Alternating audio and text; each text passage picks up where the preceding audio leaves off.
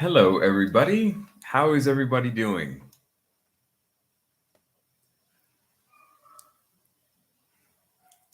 I am just going to wait a little bit for everybody to rejoin. We're going to hang on for a few minutes, for a few seconds until everybody has had the chance to connect, to make sure that everybody can hear me and everything. There seems to be a little bit of a new setup here on the YouTube live studio stuff. So we're going to take a moment. And in the meantime, I would love for everybody to tell me where they're from, how you are all doing, how everybody is. Tell me about it, guys. How have you been? Where are you from? Kalipan, it's nice to see you again. It's awesome to see Baburam, Stefania from Italy, Tony from Japan. All right. Yes, I know Kalipan is from Sri Lanka, Fatima from Pakistan, Luan from Brazil. Hey, Luan, it's great to see you again. Like I said, we're going to just give it a little moment until everybody can join, and from there we're going to really start uh, with everything. Okay,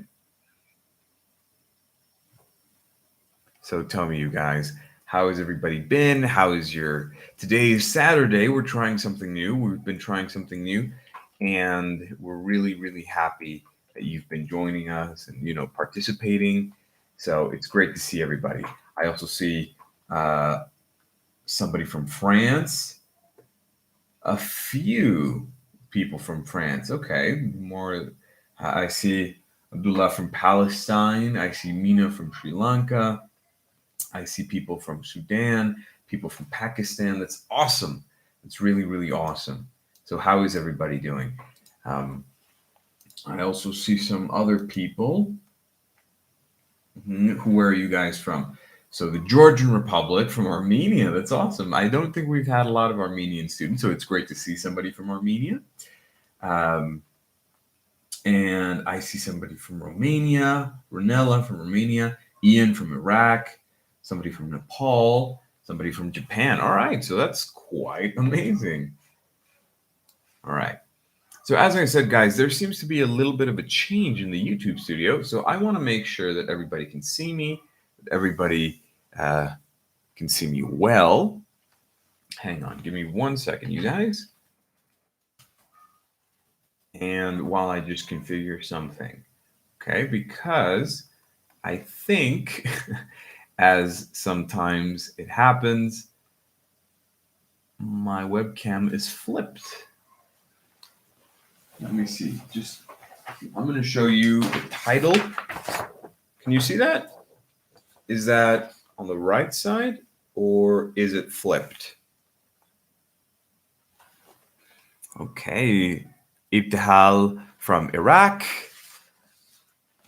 Amuna from Ghana, Kuang from Myanmar. All right, it's good. All right, I just wanted to make sure. I was a little worried for a moment that you weren't going to be able to see it. So awesome. Today, guys, we're going to go over a very interesting but easy class. We are going to study the complex subject. Now, the complex subject is a grammatical detail that some people don't really understand. And of course, the lesson says it's an advanced grammatical thing. Okay? The advanced complex subject. But actually, it's quite easy if if you take your time to analyze it, if you take your time to understand it. It's actually quite easy. So this is what we're going to study today. All right? Complex subject. 1 second while I paste it. The complex subject. Over here where we're going to have space. The complex subject. So what do you guys think the complex subject is? Intentionally, I put SVO. SVO is the golden grammatical rule. We've already given a class about SVO, and maybe some of my students remember. If you've taken a class with me, you know that this is the subject that I stress the most. This is the most important grammatical rule. So what is the meaning of SVO? And for those of you who are just tuning in, remember that you can see the introduction, you can see the beginning, you can see everything. If you subscribe to our Cambly YouTube channel, you can see the whole library of the videos we've done, the live streams that we've done, to make sure that you have had the opportunity to go over every single topic, to make sure that you're studying with us, and to make sure that you don't get left out. But of course, not only do we have our YouTube videos, we are actually an English learning website. My name is Cuau, for those of you who don't know, Cuau Guerra, and I have been a tutor here on Cambly for many, many years. I'm actually something that's called a super tutor, which means that I have a lot of experience and I specialize in a lot of different subjects. For anybody that has a question, I'm here to help, and we hope that you join Cambly. And for that, we're actually going to give a very, very, very nice promo code at the end of the video that will give you up to 36% off on your membership if you join Cambly. Okay, so stay tuned. We're going to give that at the end of the video. All right, and if you want to share, if you want to drop a like, that would be amazing. Remember that we always really appreciate your likes and your comments, and it's really important to us so that we can continue to make content. All right, and if you miss anything, if you didn't hear something, if you had to go to the bathroom or the kitchen or whatever, you can watch the entire video because it's going to be saved on our YouTube channel. And don't forget to follow our social media. Okay, so everybody is already answering. Subject, verb, object. Thank you, Kalipan. Thank you, Fatima. Thank you, Napa. Thank you, Mina. Thank you, Karini. Everybody knows that this means subject, verb, object. And just to review, what does subject, verb, object mean? What do we use it for? Subject, verb, object is the grammatical structure that we use in English. English is something that's called an analytical language, which means that the structure and order of the words is very important. It's more important than changing the word itself, like a synthetic language, like like Spanish or French. So, for example, in Spanish or French, you can conjugate and mix the words, but in English, you can't really do that. So your subject, your verb, and your object are always separate words, and you have to put them in this order: subject, verb, object. Okay? Now, if you have this order of subject, verb, object, you can actually quite easily make new sentences. Can you guys help me with a new sentence that has subject, verb, object? Any sentence, any simple sentence that has a clear subject, a clear verb, and a clear object. Tell me, you guys, what would be a subject, verb, object sentence?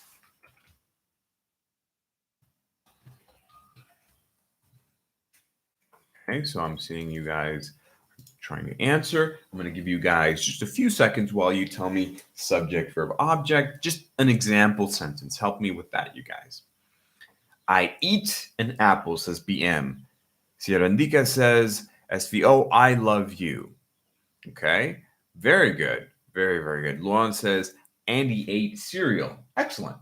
So as you guys can see, that is actually quite easy. Usually you can make a sentence as simple as 3 words. Okay, 1 word is your subject, 1 word is your verb, 1 word is your object, right? I love you, for example, I am the subject, love is the verb, and you is the object. Same thing with Andy ate cereal, or I eat an apple. I am the subject, eat is the verb, and apple is the object, okay?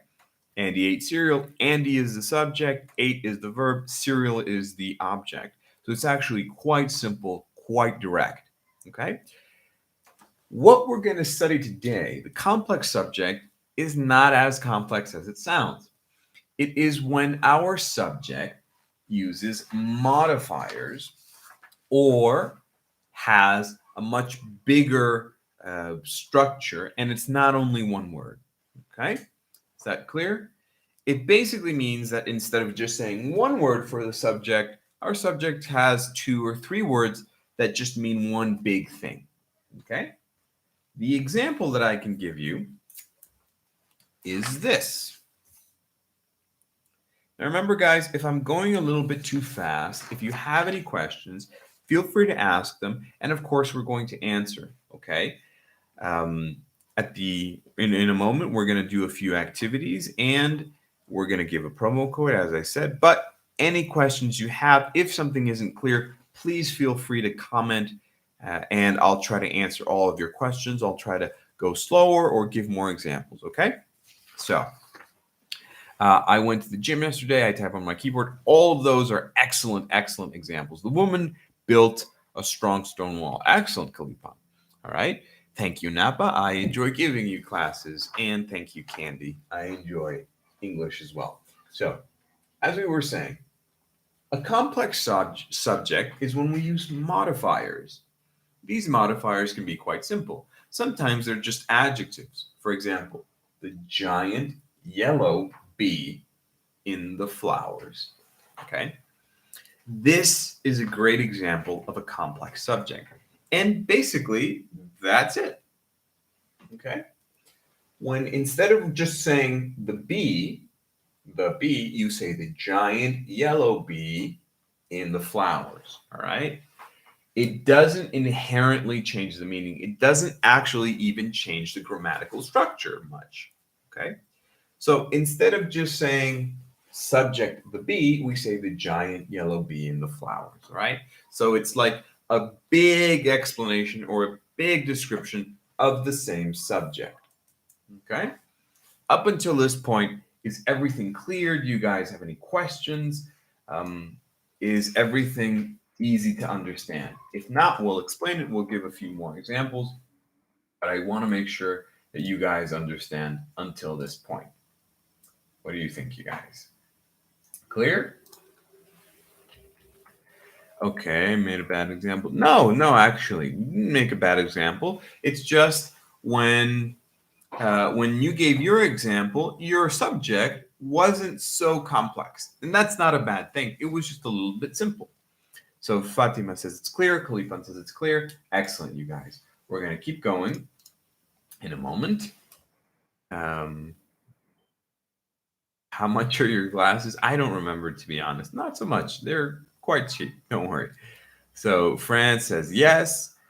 The gorgeous red dress in the closet, says Napa. Excellent, excellent. So we're talking about the dress, but we're saying the gorgeous red dress, right? We're adding adjectives to describe it, and we're actually even saying it's in the closet.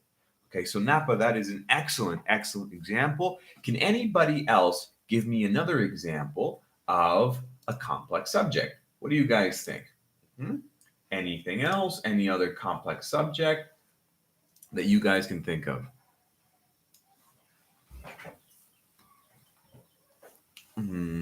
All fast red cars aren't Ferraris.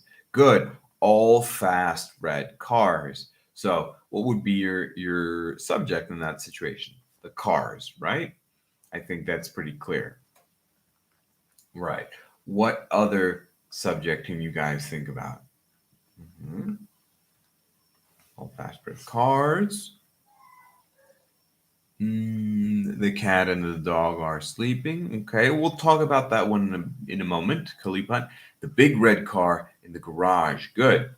So, as I was saying, the most important factor for this type of stuff is that you are actually adding modifiers to the subject. The modifiers can be almost anything. Okay, they can be adjectives, they can be preposition of place because you're describing where they are. But that's the big point, yeah? That you're adding modifiers. Okay? So that's the big thing. Give me some more examples, you guys. It says, the beautiful, gorgeous lady is standing in front of me. Very good, Fatima. The delicious, mouth-watering cake is in the fridge. Okay. Mija has bright, glowing eyes. Okay, we're going to explain that. The teacher gives his lesson to the student. Big green leaves covered the sidewalk. Okay, So let's explain a few of these because I want to make sure that these things are clear. Remember, guys, a very important factor is not that your sentence is long. Okay? Remember that when we talk about sentence, SVO is still king. It's still the main thing that we have to worry or that we have to construct. All right? It doesn't mean that we don't use a verb or we don't use an object. It just means that our subject has to be a little bit bigger or more complex. So we want to think of it a little bit like this. When we're making a complex subject, our subject has a modifier like an adjective or many adjectives, okay? And then we add our verb and our object, okay? That's the point, that our subject is bigger. So it could be really, really, really, really, really, really long. And then we have our verb and then we have our object. So it's not only about making a big sentence, it's about making the adjective, the subject very clear, very well described. And you can sometimes do that by adding adjectives. You can do that by describing where it is. So this isn't a full sentence. This is just an example of the subject, okay? So for example, let's use one of the sentences that you guys said. Mija has bright glowing eyes. Isaka helped us with that example. Mija has bright glowing eyes is not a complex subject. Why? Where is the subject in the sentence, Mija has bright glowing eyes? Mija has bright glowing eyes. Can anybody tell me the subject in that sentence? Sorry for the typo. For any late arrival guys, remember, you can watch the whole class from the beginning in our YouTube channel, okay?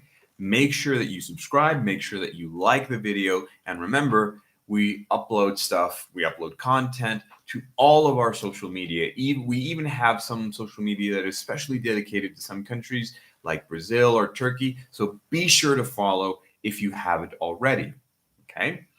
So, Mija. Yes, exactly. That's correct, you guys. Mija is the subject. And as we can see, Mija is just one little word. It's the name of a person, I think, but it's just one word. So it doesn't really have any modifiers, okay? It is a very simple subject. And Mija, in the sentence, Mija has bright glowing eyes, what is the verb? Mm-hmm. What is the verb, you guys? You can tell me.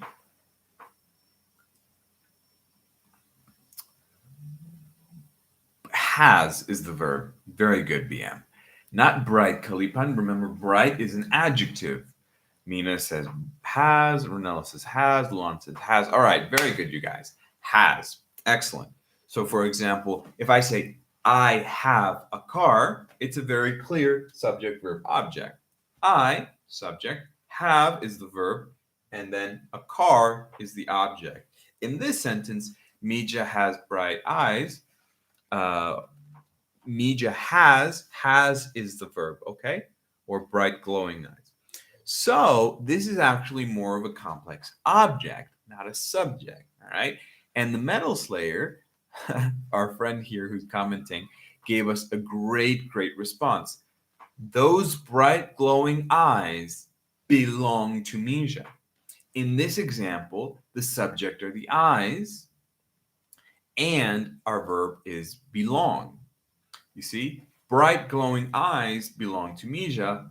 So instead of having a complex object, we flip it and we have a complex subject. Okay? Those bright glowing eyes belong to Mija. That would be a complex subject. That is correct. Thank you very much, my friend. Okay? I also saw another one here that I wanted to explain. The beautiful, gorgeous lady is standing in front of me. Fatima was an excellent complex subject. The delicious mouth-watering cake is in the fridge. Excellent, Napa. The teacher gives his lesson to the student, says Ibtihal. This is not exactly correct because we find the same problem. When we say the teacher,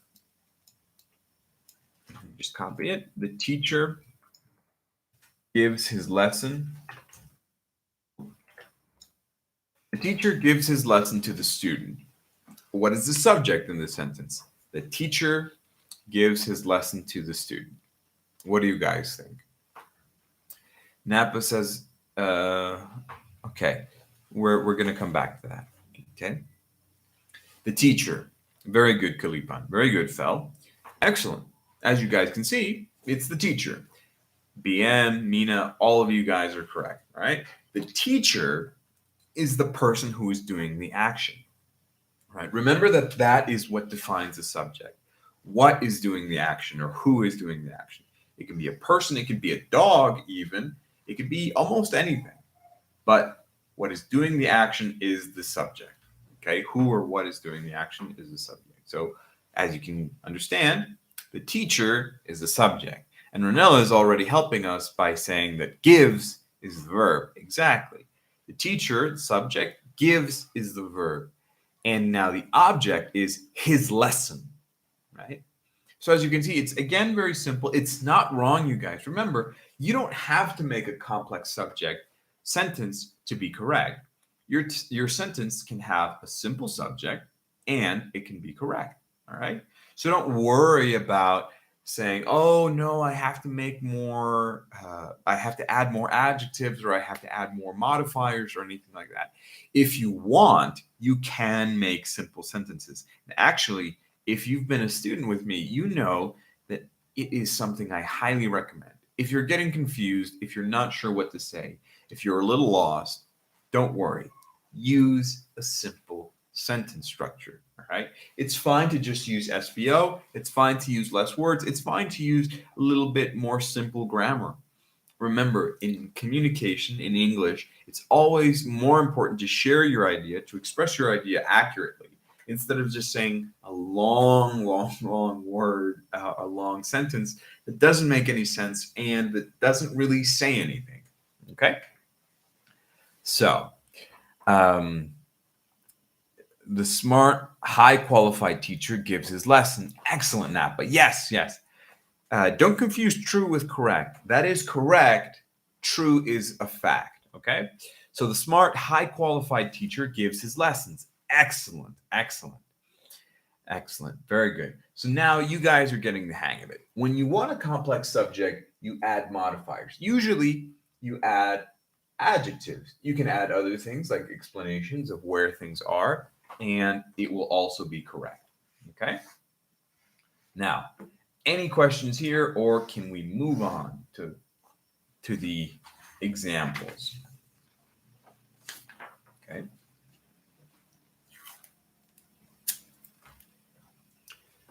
The black leather vested teacher is live. Very good. Yes. Although this is a jacket, not a vest. I almost never wear vests. I only wear vests when I have a suit on. I think three-piece suits are very elegant, and I like to wear vests. So, very good. Thank you, Napa. Let's go. Move on. Okay. BM, my hair. Thank you for the compliments about my hair. I don't really have a secret. It's my natural hair, so I just kind of wake up like this. But thank you. Yeah, it's my natural hair. Now, let's keep going with the complex subject. Now, this is where things start to get a little confusing, or not confusing, but a lot of people make small mistakes in these situations, not because they don't know, but they don't really remember. Okay? So,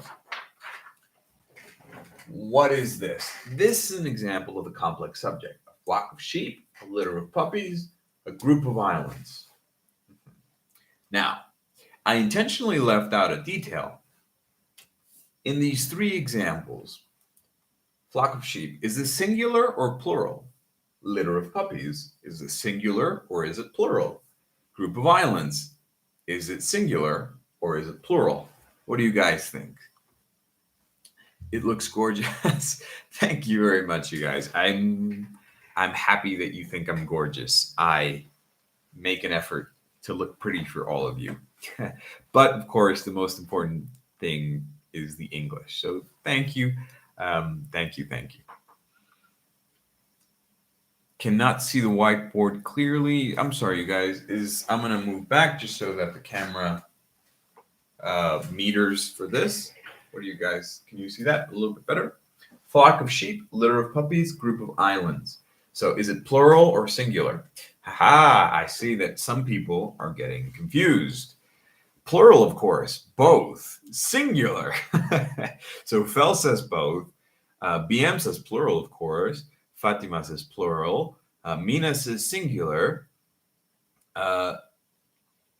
Sharandika says plural. Okay, so a lot of people are saying plural. You see, this is where the complex subject becomes really confusing and where a lot of people, like I was saying, kind of make mistakes. These are singular. Can you believe it? Now, that really doesn't make sense. I know that it can be confusing in the beginning, but why are these sentences singular? Okay, why do you guys think that this is singular? What? Yes, I know some people are saying, I can't believe it. It's so weird. What the hell? So, yes, these are singular. Napa, exactly. Like in a group. How? All of these are a group. And when we're talking about a group, we're just usually talking about one, right? A flock of sheep. Remember, this complex subject can be very tricky here.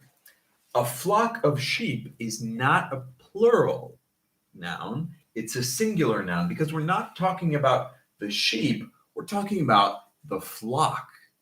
Mm-hmm. A litter of puppies. Sure, that litter has many puppies, but we're not talking about many plural puppies. We're talking about one litter of puppies. Okay? A group of islands. Yes, that group has many islands, but we're only talking about one group. Okay? Are you guys starting to understand? When we talk about a group, even though that group may have many parts or many pieces or many individuals or whatever, if we're talking about the group as our subject, the group means we're in the singular. For example, my group of students, you guys, right? You may be, I think you're like 100 right now, but you're still one group. Imagine when you go to school and you say, my classroom. Yes, your classroom can have 20, 30, 40, 50 people, but it's still just one classroom, right? Think about a company. When you say the company invests money, that's subject, verb, object, right? So even though the company may have a lot of people, it's still just one company, all right? This is where most of the mistakes happen, and we have to be really, really careful about this, right? Always remember that your subject will have the possibility of containing many elements. But if you're talking about that subject as a whole, it is singular, okay? So always remember, flock of sheep, litter of puppies, a group of islands. Whenever we're talking about a group, that group is usually singular, right? And this gives us another clue when talking about complex subjects. Usually, sorry guys, that was actually my alarm. So usually, when we're talking about a complex subject, usually our first noun, our first isolated noun, will be the main noun because we usually have to follow this order. Okay? Is that clear? Well, what kind of... Okay, guys, a lot of questions about my hair. I'm going to propose that next class we talk about hair and looks and fashion and style. What do you guys think? We can have a whole class specifically dedicated to hair and looks. Yes, Fel. Thank you. Focus, you guys. Come on. I use I think Olaplex. I don't remember the name, but don't worry, you guys. Let's focus on the English, and some other class we'll talk about like fashion and looks and hair products. All right. So, is this part clear? Don't be shy, teacher. We love you. Thank you, BM. I love you too. Okay. So it doesn't bother me at all. It makes me really happy that we're enjoying ourselves and joking around. But is this part clear? Yes, it's clear. Very good. Nadia says it's clear. Well, don't worry, guys. Very good. Excellent. So, what was I saying about the whole isolated noun kind of thing? It usually means that the first noun that we have is usually our subject. For example, if I say a flock of sheep in Ireland, what is the subject? A flock of sheep in Ireland. And I'm going to make it a little bit longer. I'm going to add the verb and the object. A flock of sheep in Ireland eats grass. Clearer than crystal. Excellent. A flock of sheep in Ireland eats grass, not glass, never glass. Okay. So if I say a flock of sheep in Ireland eats grass, eat is the verb BM. Exactly. Excellent. Okay. What is the object in that sentence? A flock of sheep in Ireland eats grass. A flock of sheep in Ireland, says Siriandika, is the subject. Very good. Mina says the grass is the object. Excellent. So as you can see, the verb is eats and the object is grass. So it's just two little words at the end, and the whole beginning, a flock of sheep in Ireland, is our subject, right? So a flock of sheep in Ireland is the subject, verb is eats, and the object is grass. But as you can see, the first noun is a flock, and then we have of sheep. That's the modifier. That's the description. And then in Ireland, that's also a modifier. It's also a description because we're saying where it is. Okay. So that's why usually the first noun is going to be our subject. Now, I said isolated noun. This is a very important clarification. Remember, you guys, that sometimes when nouns go together, they modify each other. What does that mean? Well, you can check our class.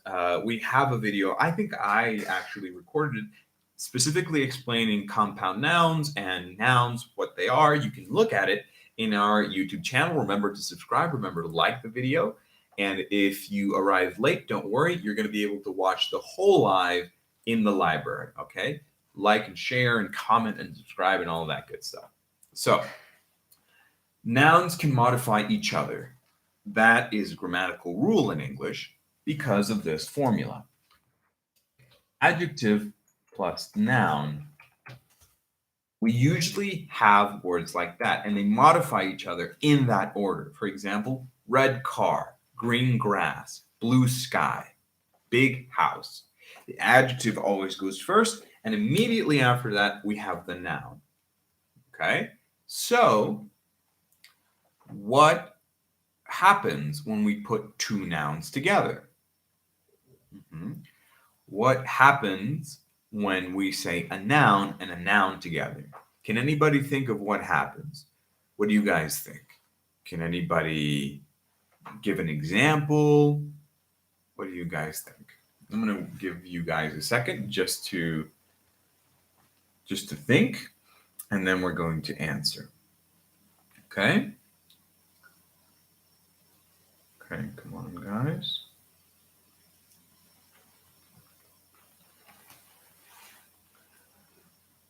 Fat sheep, adjective plus noun. Okay. Syria Indica, a police office. Excellent, BM. That's what I'm looking for. Two nouns together. Police is a noun. Office is a noun. Okay. But when we put them together, they modify each other, and the first noun becomes the adjective, let's say, and it modifies the second noun. All right. So when we have noun plus noun, it's like saying adjective plus noun in that order. Exactly, Tirandika. Exactly, Ibtihal. It will become an adjective. All right. So we have a lot of that. For example, family dinner, train station. Very good. We have family. Okay. Yes. So family dinner, train station, police office. We can have, for example, bike helmet.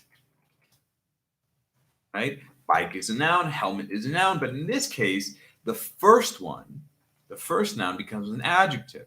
So, for example, if I say a bike helmet in France is very expensive, a bike helmet in France, or from France, let's say, a bike helmet from France is very expensive.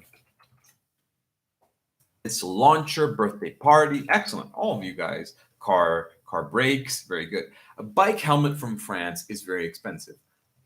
What is my subject? A bike helmet from France is very expensive. Of course, my complex subject is all of it, right? Or the first part. Is the verb. Excellent. A bike helmet from France is very expensive. Helmet. Very good, Napa. So my whole complex subject is a bike helmet from France, right? But the main noun that I'm talking about, the main thing that I'm talking about is the helmet. So I might say a big blue expensive bike helmet from France, but I'm still only talking about the helmet, okay? The whole complex subject is a big blue, beautiful, expensive bike helmet from France, etc.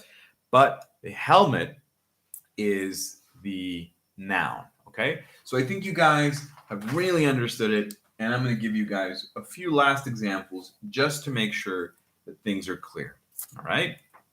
Very good. So the bike helmet from France is the complex subject, and the main noun in there is the helmet. This is another example. The pizza that is covered in pepperonis tastes incredible. The pizza that is covered in pepperonis tastes incredible. What do you guys think? What's the subject? The pizza that is covered in pepperonis tastes incredible. What do you guys think? I'm going to give you guys a moment. I already see some people answering. Right. The pizza is the main noun. All right. So this is the main noun. But remember, all of the whole other thing is the complex subject. What is the whole complex subject if I say the pizza that is covered in pepperoni tastes incredible?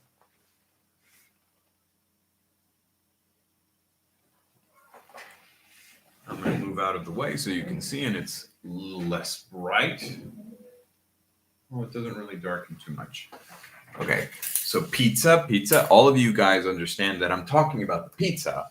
But what is the complex subject?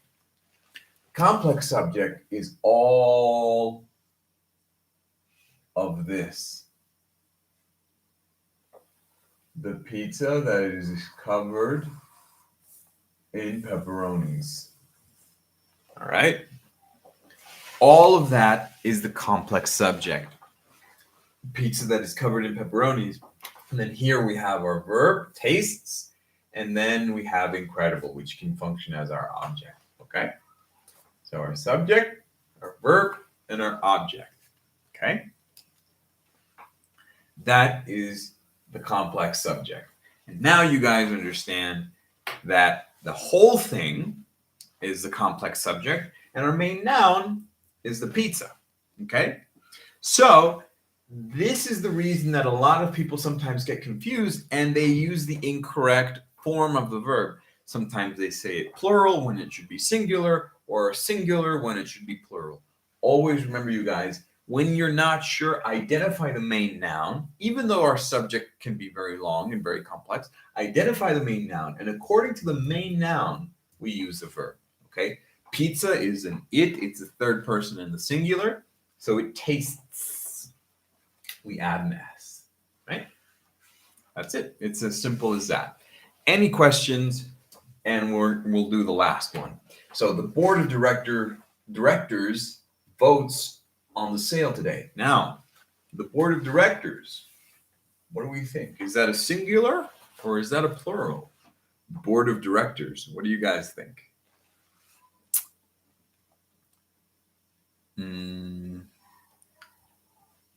This is passive voice. No, it's not necessarily passive voice.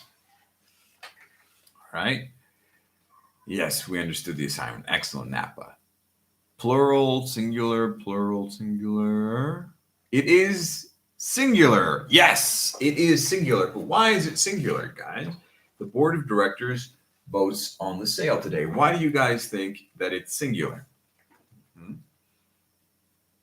Why do you guys think?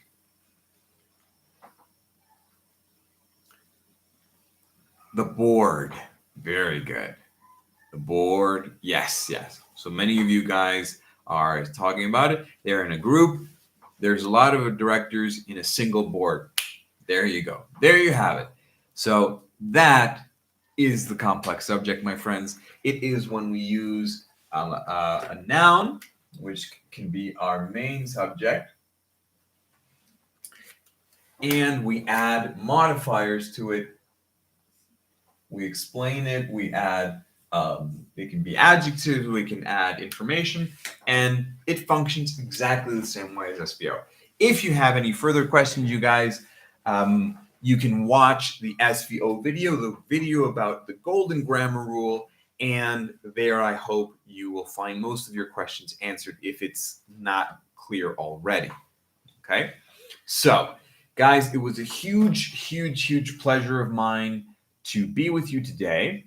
And last but not least, we're going to give a very nice promo code, which is Go Live. Go Live is a promo code that can help you join Cambly today with a discount of up to 36%. You guys, that's a big deal. You can have plans ranging from 15 minutes to half an hour. I think there are even some hour-long plans, so you can talk to tutors all over the world like me. You can have personalized individual classes where you get me or any other tutor all to yourselves. All right. Yes, you guys, I am a tutor. And as I was saying, you can actually have a class specifically with me if you want. Join Cambly, use that promo code GOLIVE for up to 36%, and you can make a reservation with me almost any time of the week. Yes, I am connected on Cambly most of the days. I am from New York. I am a native speaker, of course, like all Cambly tutors, not many, all of Cambly tutors are native speakers. So we can definitely help you with conversations, with expressions. And this is my name. You can Google me or you can follow the link down below and you're going to find me. I'm the only person named like that, I think. So you'll definitely find me very easy. Thank you so much, Napa. Thank you, everybody that participated. Look for my name if you want a class with me. And if not, definitely join Cambly. There are hundreds, even thousands of native English tutors that you can talk to, you can join, you can have classes with, and all of us are really happy and eager to teach you. Okay? So thank you so much, everybody. I was a little late. Remember, you guys, for anybody that didn't watch the full video, you can watch it on the YouTube channel. We save all of our live videos there. And you can watch it from the beginning, repeat it as many times as you want, and you can watch all the other classes, all right? Don't worry about it. We're here to cover you, okay? So can you let me know what you have English classes for learners? For all of you guys that have questions about Cambly and about learning, it really depends on the Cambly tutor that you choose, all right? There are some of us that are specialized in basic learners. I am specialized in advanced subjects, advanced pronunciation, advanced grammar. So I usually give classes to people who have a higher level. Although, of course, if you are basic, if you're a basic student, don't worry. I can also give you classes. Just my rhythm is a little faster. Okay. So thank you so much. Thank you, everybody. Bye. Bye, Kalipan. Bye, Lulit. Bye, Musa. Bye, Ruhan. Bye, Nadia. Bye, Saka. Bye, Nina. Bye, Candy. Bye, Fatima. And thank you, everybody. Okay. Thank you so much. We'll see each other on the next time. Okay. Take care of you guys and see you soon. All right. Bye bye. See you.